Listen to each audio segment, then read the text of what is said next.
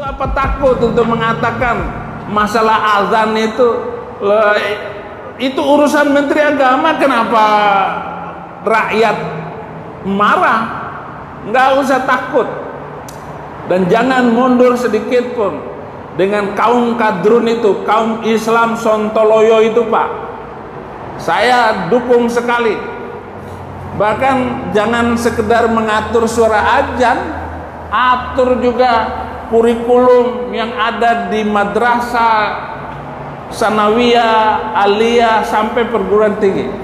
Karena sumber kekacauan itu adalah dari kurikulum yang tidak benar. Bahkan kurikulum di pesantren, Pak, jangan takut untuk dirombak. Bapak periksa, ganti guru-gurunya karena pesantren itu melahirkan kaum radikal semua. Seperti saya ini dulu radikal karena saya belajar di pesantren. Saya mengajar di pesantren Zaitun Indramayu. Itu pusat teroris itu, Pak. Tapi teroris yang kelas berdasi ya di pesantren Az-Zaitun. Saya gurunya dan saya mengerti.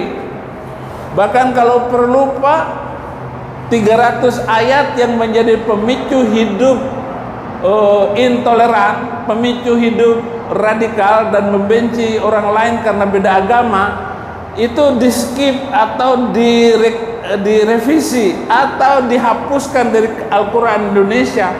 Ini sangat berbahaya sekali. Saya melihat pemerintah Cina itu menghapus Al-Quran, ayat-ayat yang kasar itu dari Al-Quran China. Bismillahirrahmanirrahim. Assalamualaikum warahmatullahi wabarakatuh. Alhamdulillahilladzi bi ni'matihi tatimmus sholihat. Wassalatu wassalamu ala nabiyina Muhammad sallallahu alaihi wasallam. Guys, tiba-tiba ada orang udah gitu kafir mau ngubah ayat Quran atau ngapus 300 ayat Quran. Gila nggak, guys? Gila. Ini sebenarnya ini orang siapa sih? Tiba-tiba muncul kemudian teriak Quran ini harus dihapus 300 ayat. Sebenarnya kalau kita lihat perkembangan sekarang, ini orang telat banget. Karena di Quran sendiri, ya, di Quran sendiri Allah juga sudah ceritakan bagaimana orang-orang yang terdahulu, orang-orang kafir, yang mereka juga menghina Al-Quranul Karim. Mereka juga menghina Nabi Muhammad SAW. Nah, kita coba cek ayat-ayat Qurannya, guys, ya. Pertama di surah Al-Anbiya ayat 5. Allah Subhanahu wa taala berfirman, "A'udzubillahi minasyaitonirrajim. Bal qalu adghatsu ahlamun bal iftarahu bal huwa sya'ir. Falyatina bi ayati kama ursilal awwalun." Bahkan mereka mengatakan Al-Qur'an itu buah mimpi-mimpi yang kacau, ya. Atau hasil rekayasanya Muhammad, atau bahkan dia hanya seorang penyair. Cobalah dia datang kepada kita berikan suatu tanda bukti seperti halnya rasul-rasul yang diutus terdahulu. Kemudian di surah Al-Haqqah ayat 42. A'udzubillahi minasyaitonirrajim. Wala biqauli kahin qalilam ma tadzakkarun. Dan bukan pula perkataan tukang sihir. Kahin ini dukun atau tukang sihir atau tukang tenung kalau bahasa kitanya. Sedikit sekali kamu mengambil pelajaran darinya. Terus yang ketiga nih, guys, ini buat pelengkap aja. Di surah Az-Zariyat ayat 52, Allah Subhanahu wa taala berfirman, "A'udzubillahi minasyaitonirrajim. Bismillahirrahmanirrahim. Kadzalika ma atal ladzi min qablihim marrasulin illa qalu sahirun aw majnun." Demikianlah setiap kali seorang rasul yang datang kepada orang-orang sebelum mereka kaumnya pasti mengatakan dia itu penyihir atau dia orang gila.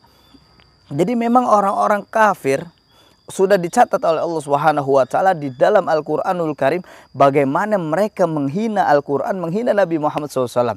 Bahkan Nabi dianggap orang gila, Nabi dianggap penyihir, bahkan Quran ini sebagai buah mimpi yang kacau. Jadi siapa sih nih orang kafir ini? Ya, ada yang tahu nggak namanya? Dia ini udah salah, udah telat sebenarnya, udah telat. Makanya apalagi dia sampai bilang, kalau gue jadi menteri agama, gue larang tuh. Gue larang orang yang pergi haji, bahkan haji itu ditiadakan. Oke, ini kita bicara haji ya. Gue ingat di firman Allah Subhanahu wa taala, awal mula Allah perintahkan Nabi Ibrahim di saat itu untuk menyeru kepada seluruh manusia datang melakukan ibadah haji. Nanti boleh buka di surah Al-Hajj ayat 27. A'udzubillahi minasyaitonirrajim. Bismillahirrahmanirrahim. Wa adzin finnas bil hajj ya'tuka rijalan wa ala kulli dhamir ya'tina min kulli fajjin amik. Dan serulah manusia untuk mengerjakan haji. Niscaya mereka akan datang kepadamu dengan berjalan kaki, mengendarai setiap unta yang kurus. Mereka datang dari segenap penjuru yang jauh. Guys, ini gue kasih logikanya gini. Dulu pada saat Allah perintahkan Nabi Ibrahim alaihissalam untuk menyeru kepada seluruh manusia di dunia ini datang ke Mekah. Kebayang nggak? Dulu nggak ada media sosial. Dulu nggak ada YouTube kayak sekarang. Dulu nggak ada Instagram. Dulu nggak ada Facebook. Tapi Allah perintahkan Nabi Ibrahim alaihissalam undang semua manusia datang melaksanakan ibadah haji. Itu di zaman Nabi Ibrahim alaihissalam. Kalau bahasa kitanya, Nabi Ibrahim bertanya sama Allah, "Kaifa yad'un nas?" Bagaimana cara saya mengundang manusia datang ke sini? Kalau konsep dakwah sebenarnya gini. Allah jawab, "Alaika dakwah wa alainal balagh." Kamu ngajak aja, kamu nyeru aja. Yuk datang semuanya haji ke sini. Wa alainal balag, dan Allah yang akan sampaikan kepada hati-hati mereka. Ini konsep tauhid yang benar, guys. Ketika ibadah haji ini dari Nabi Ibrahim alaihissalam kemudian dengan seorang kafir yang baru muncul, dan dengan mudahnya dia bilang, saya akan larang mereka melakukan ibadah haji. Lu siapa? Lu siapa? Allah gue yang menganjurkan ibadah haji. Bahkan ini menjadi ibadah yang masuk dalam rukun Islam. Artinya lu orang kafir, udah deh urus agama lu aja, ya. Lu urus agama lu aja, ya. Lu kan Nasrani, lu pendeta, katanya lu pendeta. Lu urus agama lu. Lu kalau mau mancing, mancing di kolam lu. Lu kalau mau ngambil nyerok ikan yang banyak, lu nyerok di kolam lu. Kalau lu masuk ke kolam gue, yakni agama Islam, gue marah. Umat Islam akan marah. Kenapa? Karena kolamnya diacak-acak, ya. Kita lihat sejarah, guys, ya. Kita lihat sejarah siapa orang yang sudah jelas menghina Quran, udah lama sebenarnya. Allah mencatat itu. Bahkan kita tahu bagaimana Abu Lahab, kita tahu bagaimana Abu Jahal, kita tahu bagaimana kafir-kafir Quraisy yang dulu dengan gagahnya menghina Al-Qur'anul Karim. Allah udah catat itu. Bahkan di surah Al-Lahab, ya, sampai ada satu surah bernama Al-Lahab, tabat yada abi lahabi wa tab. Ini pembahasan tentang bagaimana seorang Abu Lahab penghina Al-Quranul Karim. Abu Lahab penghina Nabi Muhammad SAW. Abu Lahab yang dia terus membatalkan dan berusaha menghancurkan bagaimana Nabi Muhammad SAW. Bahkan kalau gue boleh cerita gini, guys. Ketika Nabi Muhammad SAW dakwah, itu hampir 9 tahun, 10 tahun, sampai 13 tahun di Mekah. Nabi kan bertanya sama Allah, ya Allah, harus kemana lagi kaki ini aku langkahkan? Dakwah kemana lagi? Di Mekah kayaknya udah mustahil, nggak mungkin. Kenapa? Karena banyak sahabat Nabi Muhammad SAW itu di saat itu hanya menghasilkan 155 orang sahabat. Nabi bertanya sama Allah, ya Allah kemana? Akhirnya Allah perintahkan Nabi Muhammad SAW untuk dakwah ke Taif. Ya, ini menarik nih. Abu Lahab ini seorang yang dia pandai pembuat patung berhala, dia penjual patung berhala. Ini awalnya, ini karena ekonomi sebenarnya, ya. Jadi orang-orang yang menghina Quran, menghina agama, menghalangi dakwah Nabi itu karena apa ya? Urusan ekonominya takut terhalang, itu doang sebenarnya. Ketika Abu Lahab seorang pemahat patung, penjual patung berhala, tahu Nabi mau datang ke Taif, ya, ini bertemu dengan suku Sakif di kota Taif, Abu Lahab sampai lebih dulu datang dengan kuda tercepatnya, datang ke Taif sampai bilang sama suku Sakif, wahai suku Sakif yang ada di kota Taif, dengarkanlah. Akan datang kepada kalian Muhammad, hati-hati dengan Muhammad. Dia tukang dusta. Dia orang gila, dia tukang sihir. Bahkan kalau ada di antara kalian sepasang suami istri mendengar perkataan Muhammad, bercerai hubungan kalian di antara kalian suami istri ini. Artinya Abu Lahab sudah memberikan brainwash untuk kaum Sakif di suku Taif, di kota Taif, agar Nabi Muhammad terhalang dakwahnya. Jadi memang luar biasa. Semua berawal dari ekonomi ya. Orang-orang yang menghina Quran, dia takut ladang lahannya itu kayak nanti sepi dan lain-lain.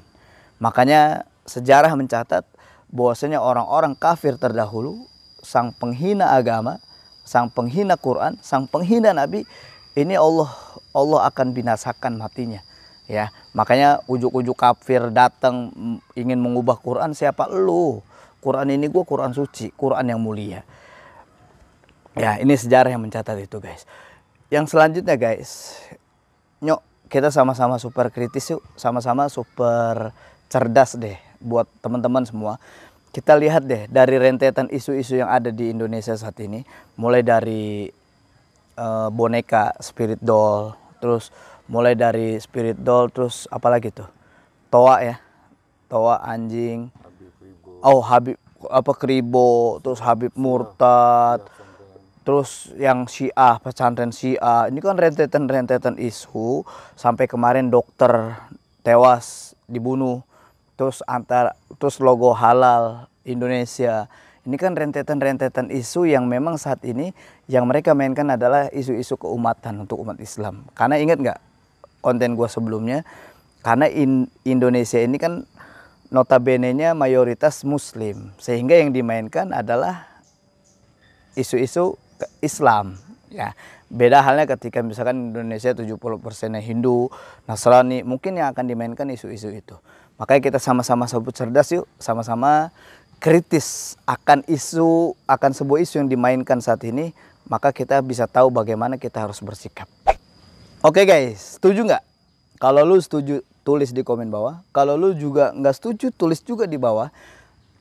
Tapi paling nggak, lu jangan lupa like dan subscribe. Bahkan lu sebarin sebanyak-banyaknya biar umat paham dan umat bisa cerdas terhadap isu-isu yang saat ini lagi dimainin. Oke? Barakallahu fikum. Wassalamualaikum warahmatullahi wabarakatuh.